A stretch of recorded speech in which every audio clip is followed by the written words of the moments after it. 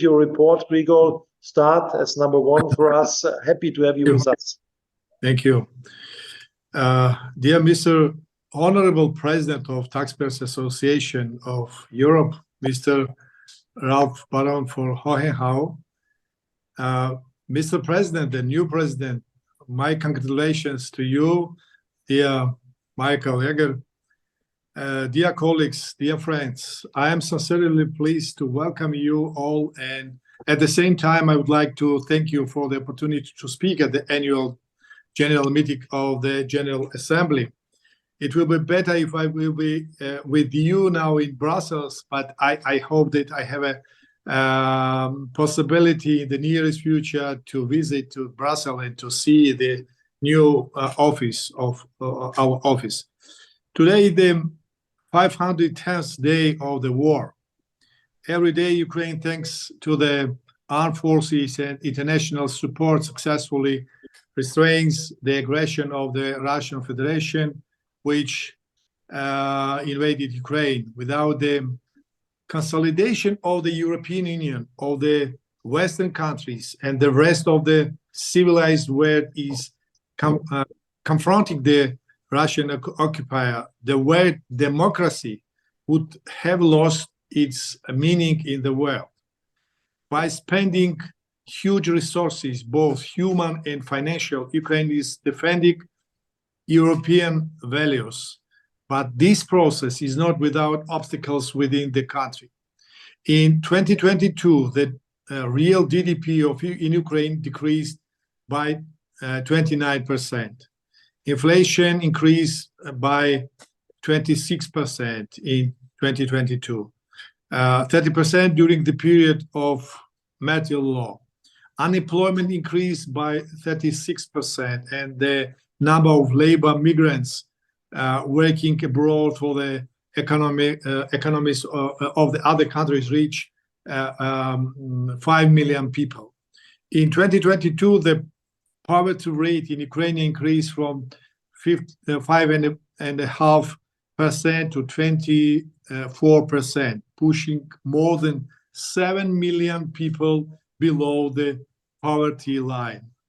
According to the World Bank's forecast, the poverty rate in Ukraine could rise to 55% by the end of 2023.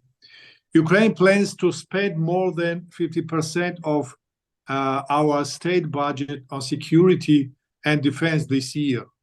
This decision signals to society the catastrophic consequences that will follow due to the inefficiency of current tax policy. That is why the need to reform Ukraine's tax system has never been greater. We are all well aware that today Ukraine is going through difficult times, a period of change and several challenges. It is impossible to win a war without business functioning. Businesses should work, pay taxes, and provide the country with resources to continue its defense, not fight for their rights. We, as representatives of the business community, defend the rights and legitimate interests of taxpayers, members of the association in the economic, legal, social, and other spheres of their activities, because the taxpayers is the foundation of which the state's economy rests. Our position is clear. The fastest possible harmonization of the national tax legislation with the requirements of the European Union. I have been heading the association for more than 8 years, and all these years we have been trying to convince the authorities to adopt a new tax code. The current one has been in force since 2011. With the reduced number of taxes and their rates, develops according to the European model. In order not to take up too much of your time, I will give 2 examples of changes that we propose of the new tax code. The burden of the wage fund in Ukraine today is consolidated by several taxes amounting to 41.5%. Our proposal is to gradually reduce the total tax burden on the wage fund over the 3 years by combining the personal income tax and the unified social contribution into one tax. The personal income tax with a single rate of 25%. And then after some period to increase this. Today, the corporate income tax in Ukraine is 18%. Ukrainian legislation allows companies to evade this tax, and accordingly, only, attention please, only 10% of all companies registered in Ukraine pay this tax transparently, while 90% evade it. I leave the losses to the Ukrainian budget to your calculations. That is why we propose to replace the corporate income tax with the exit capital tax, which taxes with the withdrawal of the such types of funds as dividends, royalties, interest, financial assistance, etc., from the company's turnover.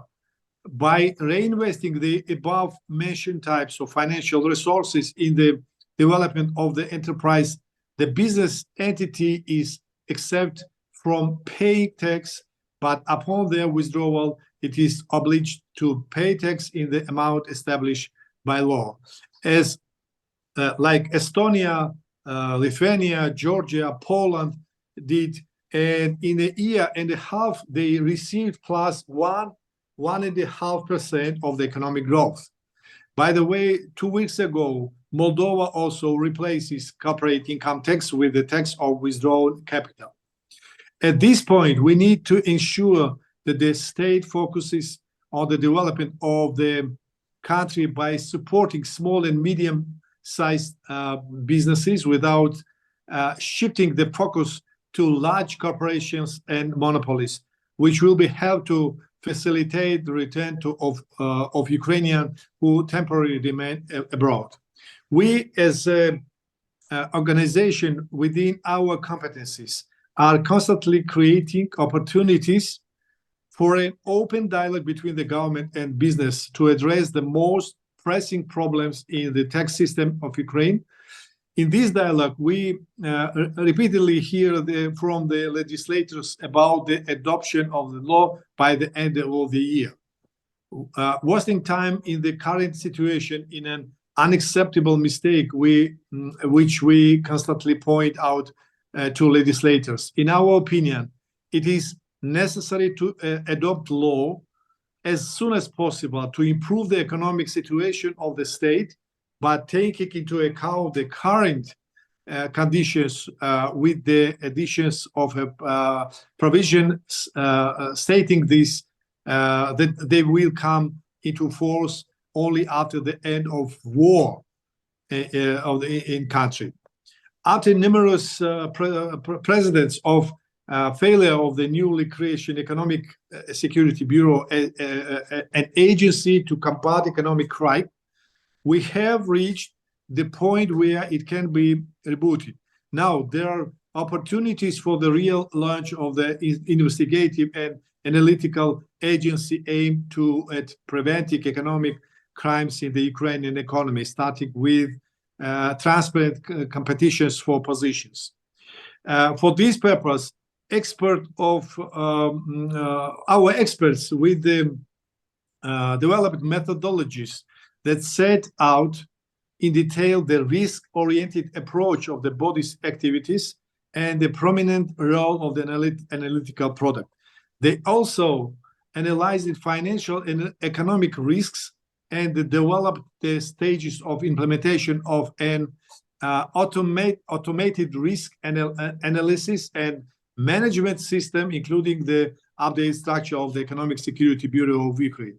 Based on this result of a joint study conduct of the Taxpayers Association with the experts of the most prominent university in Ukraine, Taras Shevchenko National University of Kiev, in December 2022, January 2023, a monograph of the financial security of business entities in Ukraine was created. In it, we outlined the risks that pose the greatest obstacles of the proper functioning of Ukrainian business. Today, both civil society and the government see Ukraine's European integration as an integral part of its successful recovery. For all these years, we have been proposing to create an agency that would be the only one authorized to investigate economic crimes, and the rest of the law enforcement agencies would not interfere with the business activities. I cannot recall the international conference in May 2021, where the Mr. President Barofor Hohenhau and Secretary General spoke, and a very interesting report was made by the chair of the Committee of Budgetary Control of the European Parliament, member of the European Parliament, Mrs. Monica Hohlmeier. And this was 3 months before the competitions was the position of the Economic Security Bureau Director. We have suggested and continue to insist that Ukraine's law enforcement system, including the Economic Security Bureau activities, should be adopted to European standards, to move from the old reactive model to a proactive model that will be allow for active investigation of offenses, completely eliminate the factor of human interference, once and for all business of interference in its activities, and most importantly, solve the problem and destroy corruption in law enforcement institutions. Any joint action by the government and business requires mutual trust and partnership. Without this, any reforms are doomed to failure and will be ineffective. Dear colleagues, just we did the last time we spoke on November 2022, I argued to invest in Ukraine, a country that I'm confident will eventually become one of the world's major technology leaders. I believe that, and I'm sure that, and you have the partner as Ukrainian Taxpayers Association. I would like to take this opportunity to invite all of you to our regular reporting and elections 15 Congress at the end of November this year, which will be held on the day of the 25th anniversary of the Taxpayers Association of Ukraine. I wish the General Assembly a fruitful meeting, and I wish all of you success and achievements in your activities. Peace to your countries, to your families, dear friends, and thank you very much for your attention. Thank you very much.